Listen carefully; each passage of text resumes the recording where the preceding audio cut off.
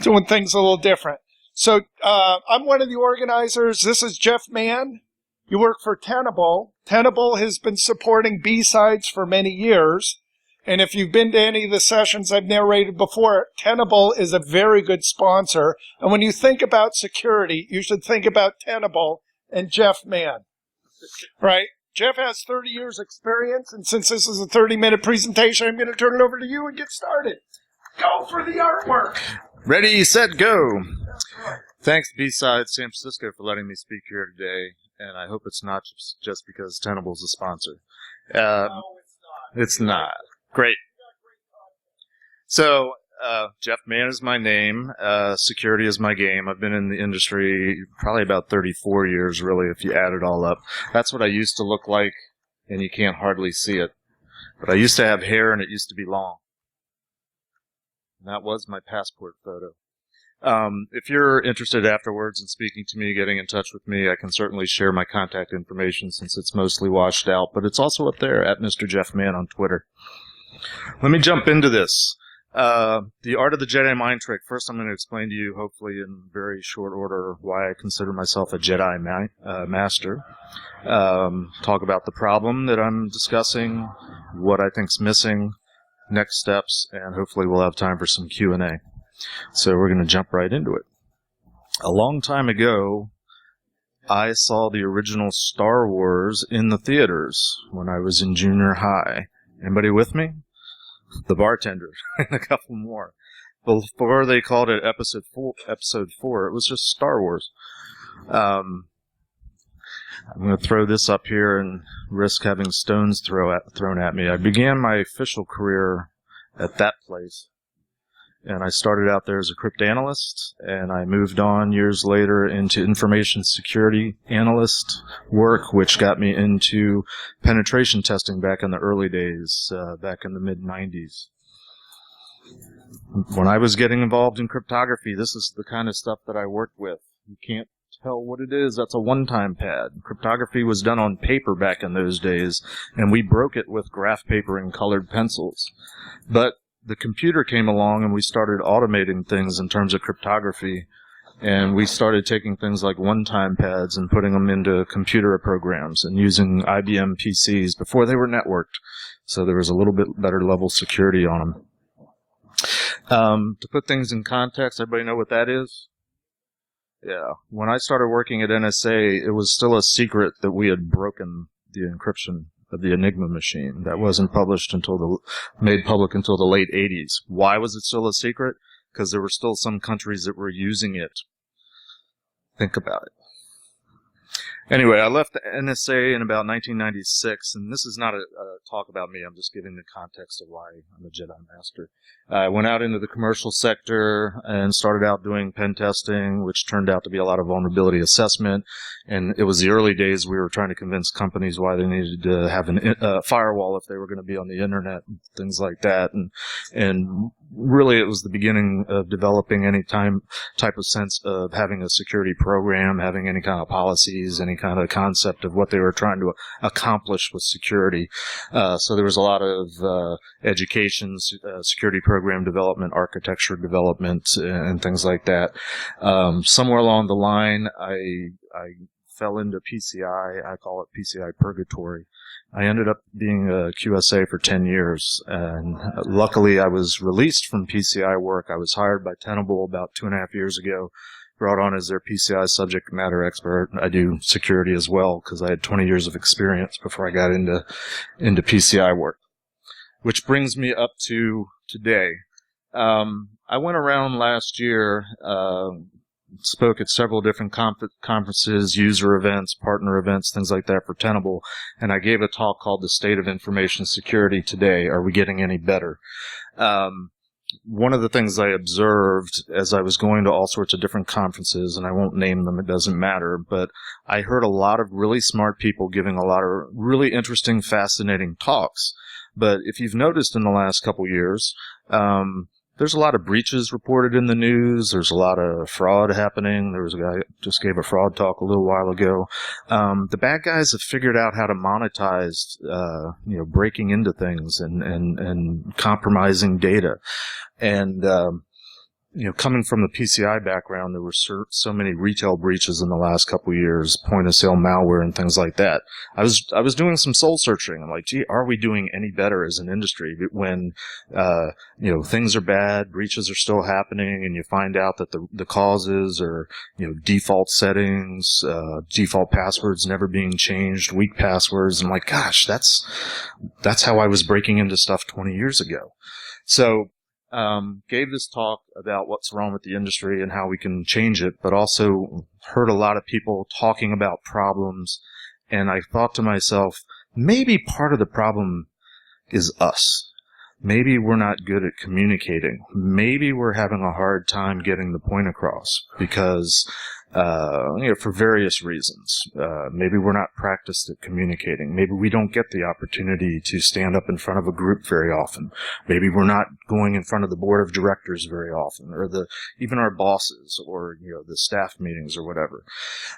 So this is where I started having this idea. Maybe I need to talk about some of the things that I know I've done for many years, but I don't even really know what the techniques are that I'm doing. So I tried to figure out, okay, what is it that I do? Because I know how to go into a company, sit down with a group of people, whether they're executives or whether they're technologists, whether they're administrators, management, techie, and I can pretty fairly often get a good rapport going with them. Not always. There's certainly hostile environments that I go into or have gone into, but I found that I was pretty good at getting the point across, teaching security concepts, getting my customers to a point of understanding. They didn't always do what I thought they needed to do, but I could at least make them more educated and give them so that they had an informed decision, risk-based decision when they were deciding not to do what I thought that they needed to do. Or maybe we found a compromise somewhere along the line. So, this is just in the last year or two, some of the big companies, and like I said, this is kind of what I've been worried about. But this is a meme that was out on the Twitters about in the last week or so. Has anybody seen this? Take a second to read it. I don't read slides to people. If you read this, you can take a lot of things away from it, and certainly there's truth in this, but when I read this, I thought, gee, this is sort of encapsulating what I'm seeing as I go out into the community, the hacker security community, these different conferences. Sometimes we know what the answer is and we know what needs to be done, but if we can't communicate that, I think we're just as much responsible. And so, that's my easing into this message of how do we do better at communicating. So this is going to be lightning fast. Some of the things, the techniques, the methodologies that I use for communicating over the years as I'm approaching customers, as I'm talking to groups and things like that. Very first thing, and some of these things you've probably heard before because I've even heard talks also on this topic in the last year or two. Know your audience. When I got started in the pen testing business 20 years ago, we didn't have Google. Didn't mean there weren't search engines out there. I would try to figure out if I was going into a company, what type of company was it? Who are the management? Who are the people I'm going to meet? Find out what their background is. What are their likes and their interests? And that was, there was a couple different reasons. Back then it was more tactical because, like, if they loved Corvettes, that would be the first password I'd try when I was trying to hack their account.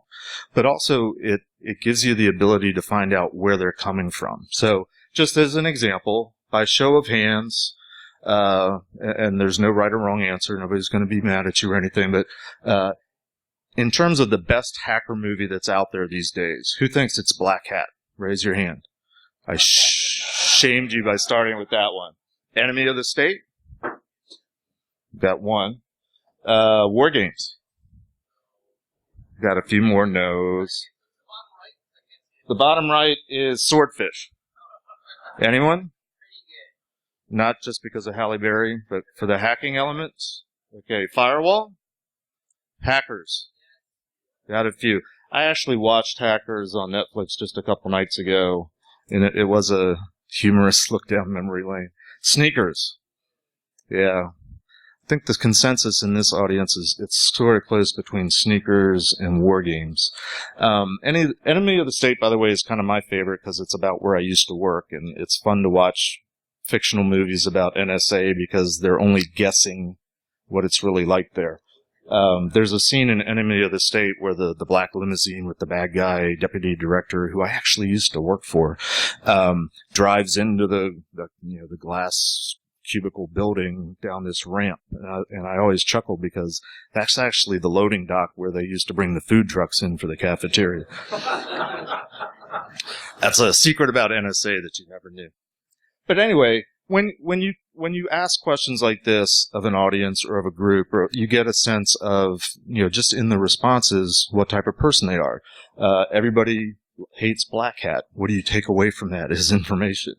The difference between war games and sneakers. Sneakers is what kind of introduced social engineering. A little bit in war games, but sneakers is the big one. So everybody that likes sneakers the best, I'm thinking you guys probably love social engineering. That's a technique. I don't know the name of it, but that's a technique. Here's the biggest one. You go in and you listen. I used to go into companies and just ask, what problem are you trying to solve? And I'd listen to them talk. Usually they had no clue.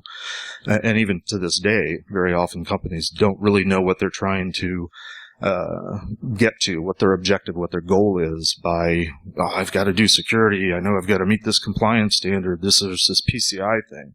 Just having a conversation about what is it you're trying to protect, listening to them articulate it, hearing that is a clue of how to, you log that and then you use that as a technique later on when you're trying to describe the solutions. So listening is an important thing. Anybody tell what movie that is? This is sort of a movie themed talk. This Poppins. Field of Dreams. Very good. I believe very strongly, and I've said for years that I'm bilingual. I'm able to talk tech talk with the techies, but I've also been able to talk non-technically to the non-technical folks who are usually the decision makers in most organizations. And the best analogy I can use on why you need to learn to speak their language is, have you ever seen somebody, and maybe you've done it yourself, tried to talk to either a deaf person or somebody that speaks a foreign language? We tend to talk slowly and very loudly. And I suggest to you, if you don't hear me or speak the language, that doesn't help a bit. I don't care how slow you talk to me. If I don't speak your language, I'm not going to understand a word you're saying. It's more important to speak the language of the customer. I used to get this a lot with PCI work because I used to get called an auditor all the time. And I would say, I'm not an auditor, I'm an assessor. The PCI compliance process is an assessment, not an audit.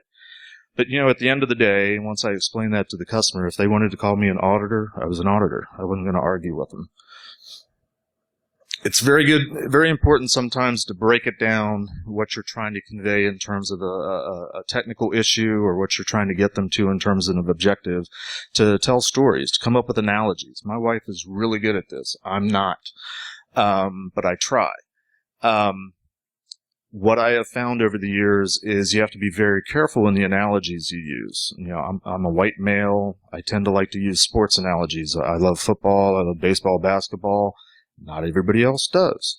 So sports analogies don't often work. Sometimes they do, sometimes they don't.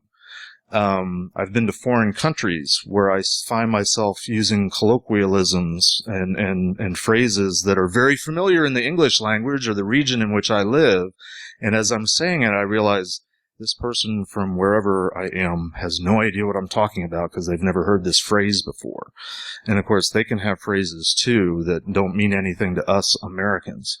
This is a toughie. Movie? Big Fish. Good job.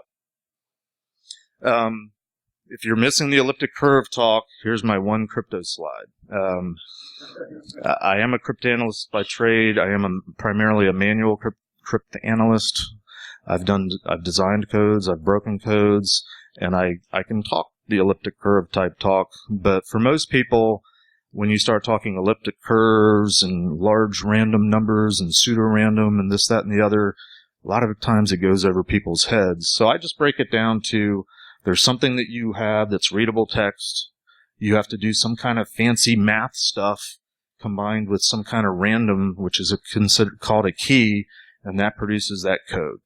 That usually explains it for most people. And the details, if you need to go into them, you can go into them. But for the most part, breaking it down gets the point across.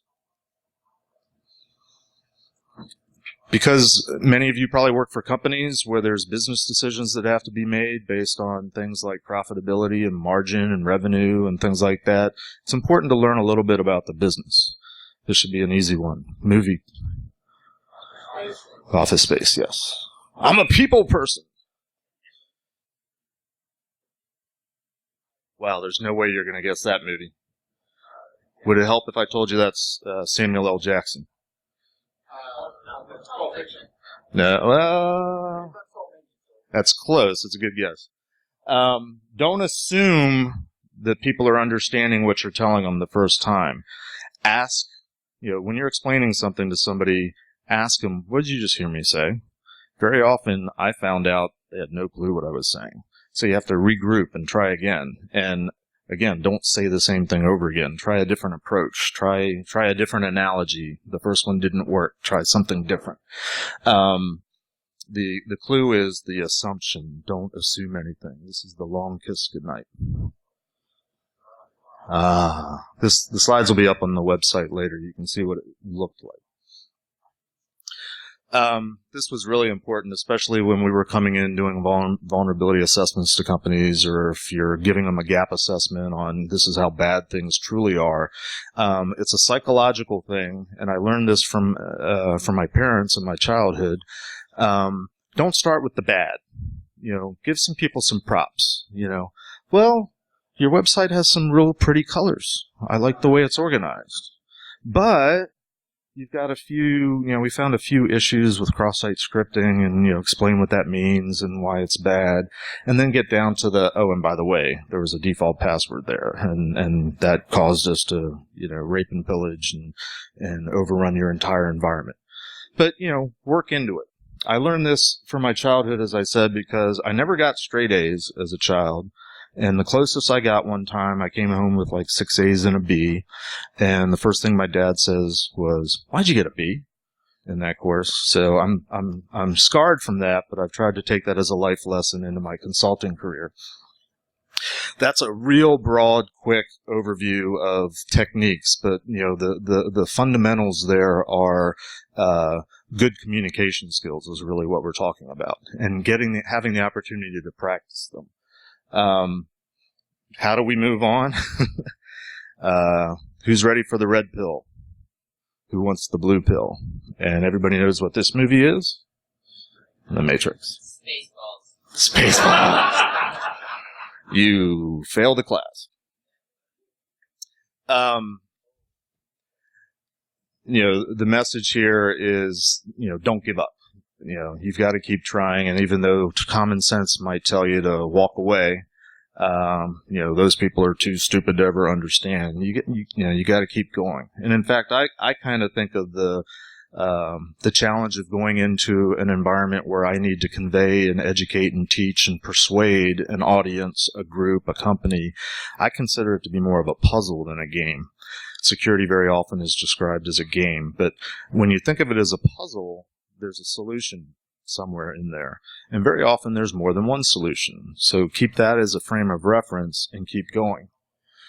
And understand that sometimes, especially if you're in a monolithic company, a large company that's been set in their ways, or they think that they've got limited budget and, they're stretched thin and they can't invest one more thing and one more, cool gee whiz thing that you want them to do. Keep in mind that it takes time. So the analogy here is it takes time to steer the Titanic and this is the movie Titanic. So, summarize.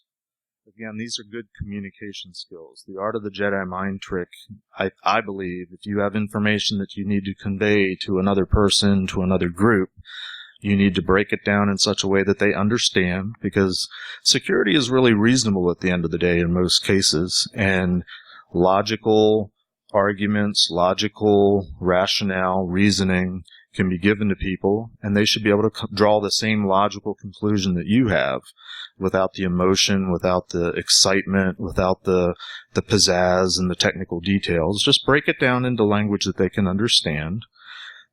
Get a lot of feedback from them in terms of listening to them and hearing, what their challenges are and being able to modify the solution. My favorite thing was to always offer 3 solutions. And there was the, do nothing approach, or the bare minimum. There was the ultra high level, you have all the money and the time and the resources in the world, you could do this. Or there's some middle ground. And of course, where I wanted them was in the middle ground. They'd obviously rule out the one end. They'd obviously rule out the higher end. And then we talk about that middle ground. And there was usually some negotiation there as well. But when they walked away, they felt like they'd made an informed decision. I felt better because I felt that they'd made an informed decision. They weren't blindly walking off, exposing themselves. They knew what the risks were, but it was a calculated risk. It was a risk that they were willing to take on, and that also gave them direction for what they needed to do in terms of security moving forward, which was maybe increased monitoring, increased awareness. If you've closed 9 out of 10 holes, but you can't close that 10th hole, watch it really carefully to make sure nothing's coming through that hole at the end of the day. Movie? Very good. Any questions? Comments? Pushback? Feedback? Yes? When I was thinking about your talk, some of it was like, you were going in as a consultant to talk to CEO types versus my reality, which is I'm in a big company. Right. Everybody knows me. Everybody runs away from me already. So, if you have special advice on that side. Go to get a new job where they don't know you yet. No, I realize that's a limitation because my experience has been, I get to come in as the consultant, the expert, and I used to joke with, it was actually a technique I used to use to win over the security guys, the IT guys. I'd say, hey guys, what do you need? Especially for the PCI, because you know your environment better. You know what you need. If I slap PCI on it, guess what? You'll get it. And I'll be your friend. So I used to joke that I had this magic cape that I could just get things. I'm experiencing the challenges of working for a company now, trying to educate and shift them into a different directions. And it is a lot harder. I think, and I've experienced the looks of, oh, here he comes again, and they turn the other way. I think it's more slow, more methodical. You have to be more patient and kind of pick your battles and try to make small wins. And again, I think it's more important than ever to try to give the information in such a way where that your management can kind of make the logical conclusion and try not to say, and I saw this in an email just a couple of days ago within Tenable. They said it very in a flowery manner, but it was basically, I told you so. Try not to do that. There's a question down here? It was a never mind? I answer questions before they're even asked. That is the art of the Jedi mind trick. See. If you're really super interested, this is really a presentation that is trying to pique your interest. I'm going to be at Circle CityCon in June giving a training course where we explore some of these things that I've talked about in the last 15, 20 minutes, but try to actually give you guys the opportunity to practice them, the opportunity to speak, the opportunity to interact, which I think sometimes we don't get, and I'm hoping, it's a theory, that that'll help all of us do better in our jobs. Yes?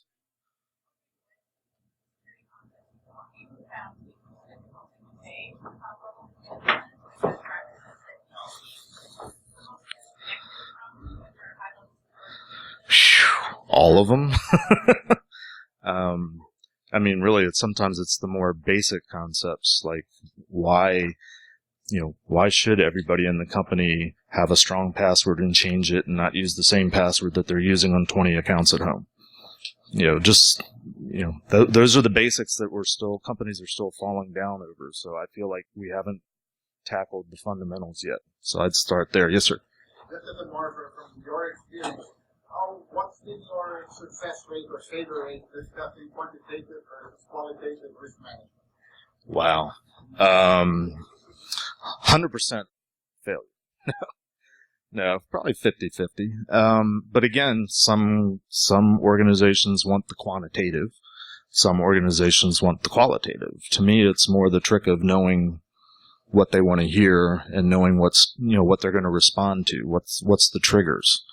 And that, to me, it takes practice, and it's learning how to pick up on the cues, which again I think it's a technique that I've learned that I hope I've tried to identify them. But there's probably more out there as well. Yes?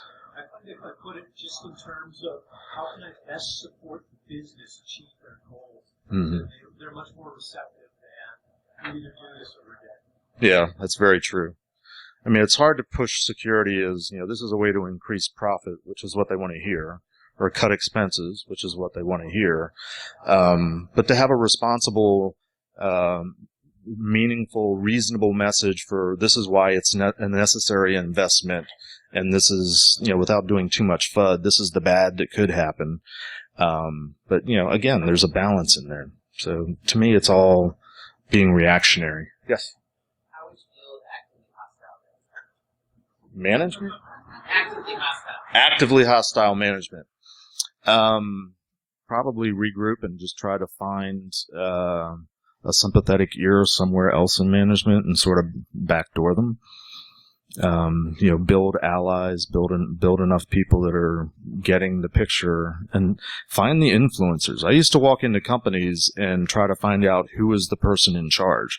Very often the person really ran the organization was not the boss, it was the boss's admin. So I would win her over, him or her over. Sorry, I don't mean to be sexist. And it was often a woman, frankly. But, they're the ones that had the real power. Anyway, do I have that long or are we done? We're done. Sorry. Thank you very much, everyone.